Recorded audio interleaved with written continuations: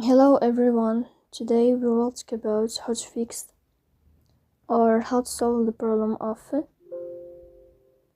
delay on the application of TikTok.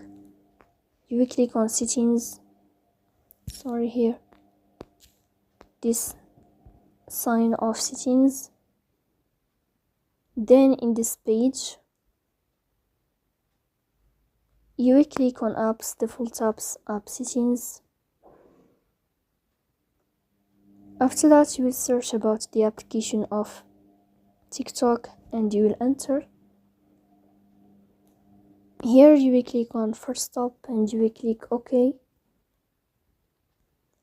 After that, you will enter to the window of storage. Here you will click on clear cache.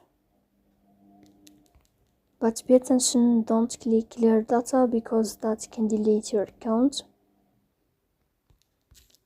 In the end, you can turn off your phone and you can restart your phone, so please don't